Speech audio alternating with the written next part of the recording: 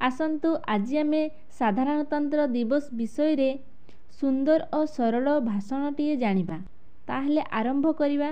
सम्मानीय सभापति महोदय, मोर पूजास्पद गुरुजी गुरुमा वृंद तथा उपस्थित मोर छोट बड़ भाई भौणी, आज पवित्र साधारणतंत्र दिवस उपलक्षे समस्तंकु मोर शुभेच्छा और शुभकामना। आज जानुआरी 26, 2024 मसीहा आम देशर 75तम साधारणतंत्र।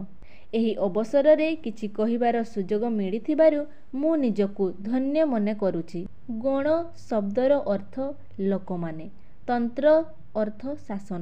ଆମେ ସମସ୍ତେ ଜାଣୁ ଆମ ଦେଶ 1947 ମସିହା ଅଗଷ୍ଟ 15 ତାରିଖ ଦିନ ସ୍ୱାଧୀନ ହେଲା। କିନ୍ତୁ 1950 ଜାନୁଆରୀ 26 ତାରିଖ ପର୍ଯ୍ୟନ୍ତ ଆମ ଦେଶରେ 1950 ମସିହାରେ କ'ଣ ହେଇଥିଲା ନା ଇଂରେଜ ପ୍ରଦତ୍ତ ଆଇନ କାର୍ଯ୍ୟକାରୀ ହୋଇଥିଲା। ଭାରତର ସ୍ୱତନ୍ତ୍ର ଆଇନ ଖସଡ଼ା ବା ସମ୍ବିଧାନ ସେତେ ଦିନ ଯାଏଁ ପ୍ରଣୀତ ହୋଇନଥିଲା। ସମସ୍ତେ ଅନୁଭବ କଲେ ଯେହେତୁ ଆମ ଦେଶ ସ୍ୱାଧୀନତା ହାସଲ କରିଛି, ଆମ ନିଜର ସମ୍ବିଧାନ ଅନୁସାରେ ଦେଶ ଶାସନ ହେବା ଉଚିତ। ସେଥିପାଇଁ ସମ୍ବିଧାନ ପ୍ରଣୟନ ସଂସ୍ଥା ପ୍ରତିଷ୍ଠିତ ହେଲା। ଏହାର ମୁଖ୍ୟ ଥିଲେ ଡକ୍ଟର ଭୀମରାଓ ଆମ୍ବେଦକର। ସେ ଥିଲେ ଭାରତୀୟ ସମ୍ବିଧାନର ଜନକ। ଭାରତକୁ ଅଭାରତୀୟଙ୍କ ଖାପ ଖୁଆଇଲା ଭଳି ଗୋଟିଏ ସମ୍ବିଧାନ ଖସଡ଼ା ତିଆରି କରି ଡକ୍ଟର ଆମ୍ବେଦକର ଆଧୁନିକ ଯୁଗର ମନୁ ପାଲଟି ଗଲେ। ଦୀର୍ଘ 2 ବର୍ଷ 5 ମାସ 11 ଦିନ ପରେ ଆମ ଦେଶ ଆମ ଆଇନ ଅନୁସାରେ ପରିଚାଳିତ ହେଲା।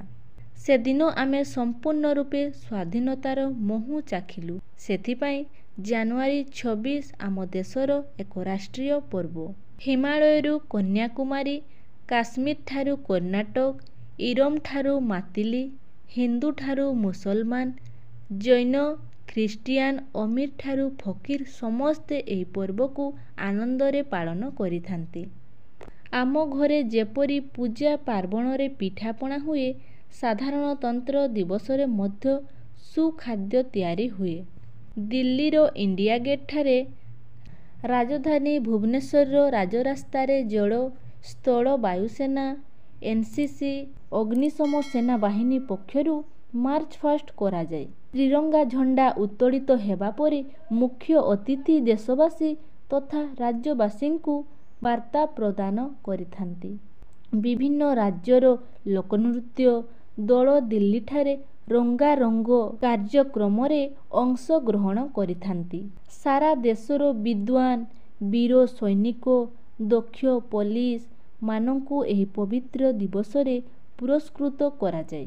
ଭାରତର ଶ୍ରେଷ୍ଠ ବେସାମରିକ ସମ୍ମାନ ଭାରତରତ୍ନ ଠାରୁ ଆରମ୍ଭ କରି ପଦ୍ମଶ୍ରୀ ଉପାଧି ପର୍ଯ୍ୟନ୍ତ ରାଷ୍ଟ୍ରପତିଙ୍କ ଦ୍ୱାରା ପ୍ରଦତ୍ତ ହୁଏ। ଜନତା ଜନାର୍ଦ୍ଦନଙ୍କ ଉଦ୍ଦେଶ୍ୟରେ ଏହି ଉତ୍ସବ ହୋଇଥାଏ। ତ୍ରିରଙ୍ଗା ଝଣ୍ଡା ତଳେ ସମସ୍ତେ ଏକଜୁଟ ହୋଇ ଭାରତର କୋଣ ଅନୁକୋଣରୁ ସମ୍ମାନ ଜଣାଇଥାନ୍ତି।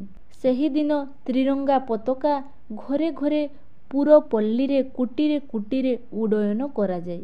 ଗଣତନ୍ତ୍ର ଦିବସ କେବଳ ସାମୟିକ ଆନନ୍ଦଦାୟକ ଉତ୍ସବ ନୁହେଁ, ଏହା ଆମ ପାଇଁ ଆତ୍ମସମୀକ୍ଷାର ଦିନ। ଏହି ଦିନ ଆମେ ଶପଥ ନେବା, ଆମ ଦେଶକୁ, ଆମ ଭାଷାକୁ ଆମେ ସୁରକ୍ଷିତ କରିବା, ସମ୍ମାନ ଦେବା, ଶ୍ରଦ୍ଧା କରିବା।